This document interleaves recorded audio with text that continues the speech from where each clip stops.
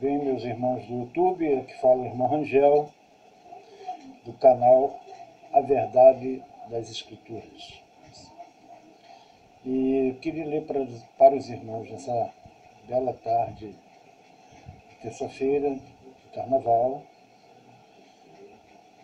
uma passagem das Escrituras que está no Evangelho de João, capítulo 3. Vou começar a ler do capítulo 1, tá, irmãos? E havia entre os fariseus um homem chamado Nicodemos, príncipe dos judeus. Ou seja, eles colocam judeus aqui para desviar o foco.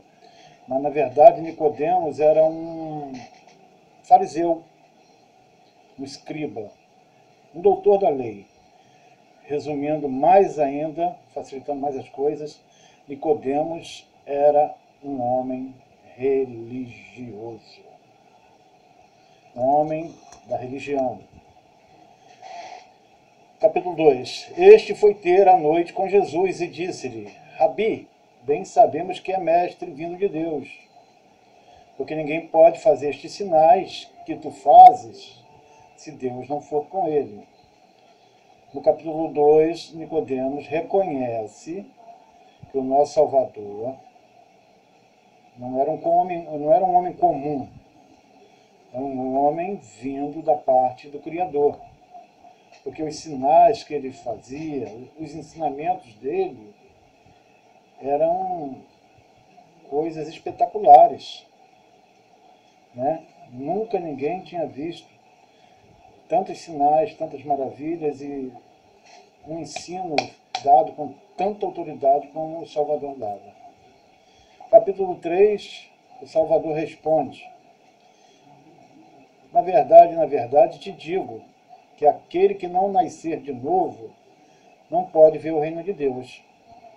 O Salvador responde para ele: olha, na verdade te digo que é preciso que você nasça de novo para poder você ver o reino de Deus.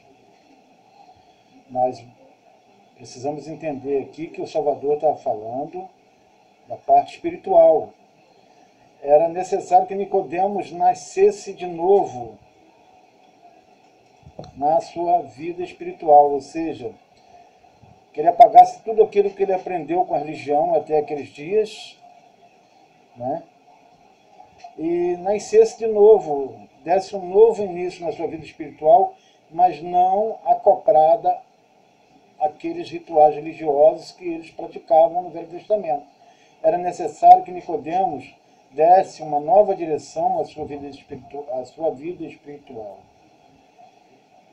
Né? E essa direção teria que ser baseada na água e no Espírito. O Salvador não está falando aqui de mergulhar ninguém em água, e muito menos, né, muito menos continuar da mesma forma que estava. Era necessário que você nascesse de novo da palavra, né? Nascesse de novo dos ensinamentos que o Salvador ia dar e nascesse de novo no seu entendimento, né? Então o Salvador compara o nascimento espiritual com o nascimento físico.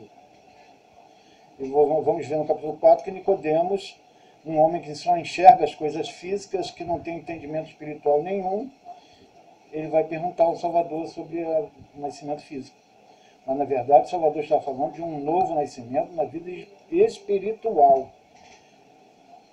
Vamos zerar tudo que você aprendeu até agora e vamos recomeçar, vamos renascer da verdadeira palavra e no verdadeiro entendimento.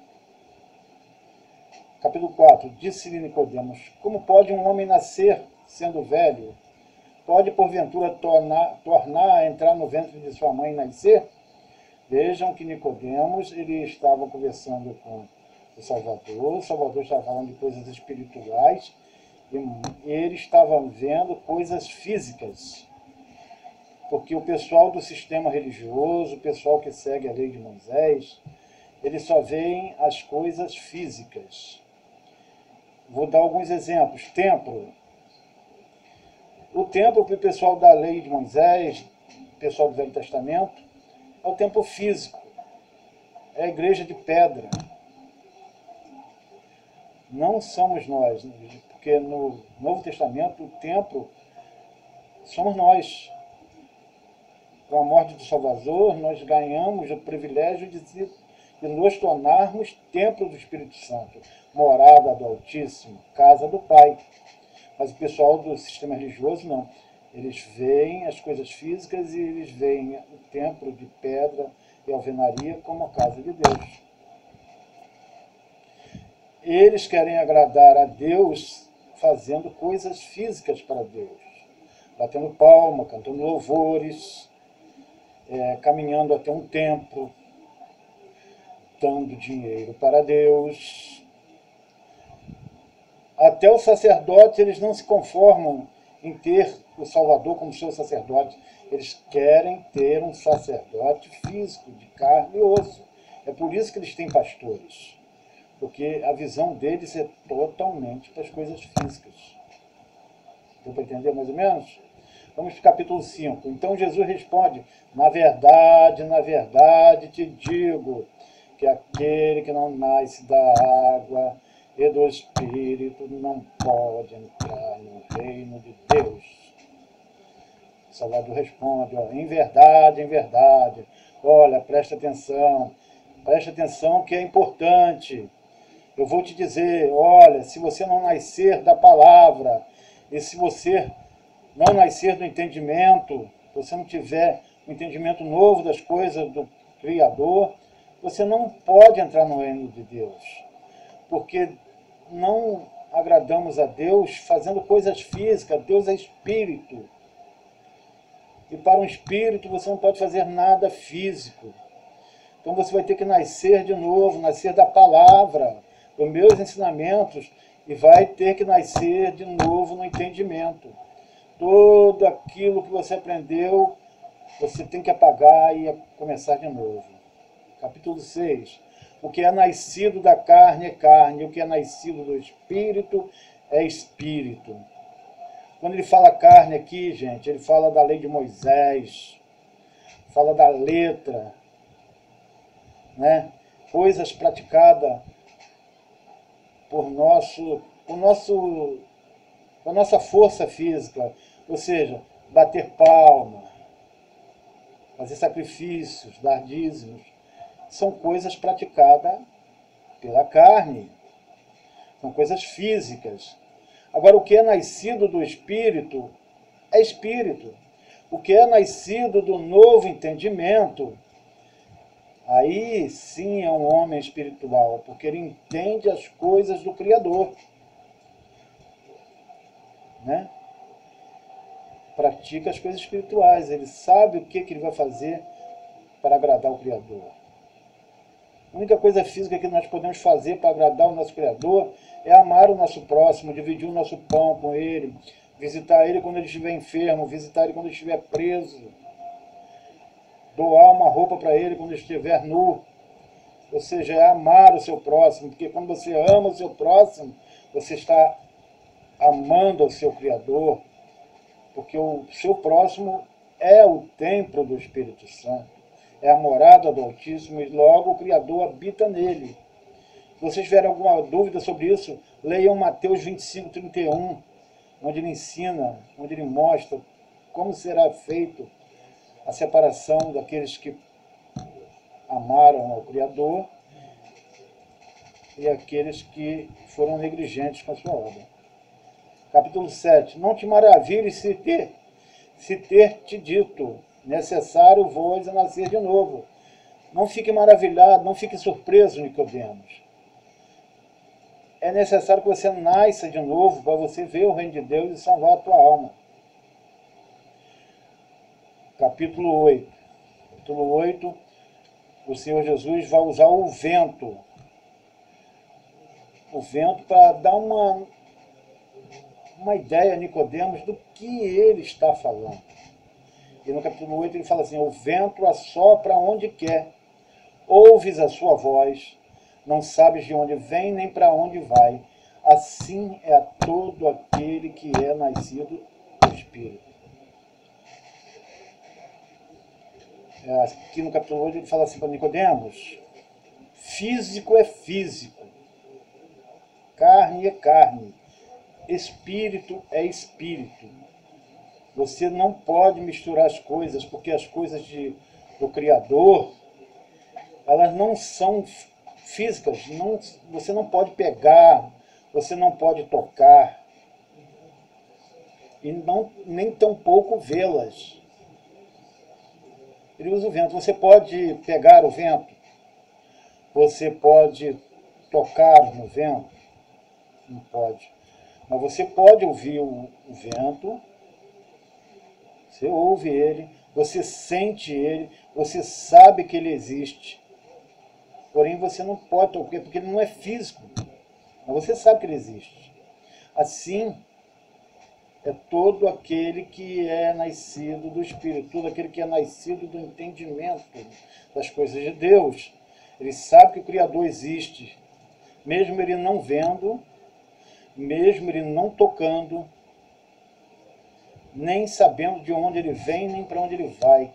Mas você sabe que o Espírito Santo do Criador existe, porque você, que é espiritual, você ouve ele falar contigo na sua consciência. Você sente ele como você sente o vento, né? Você sabe que ele existe. Capítulo 9, Nicodemos responde: como pode ser isso?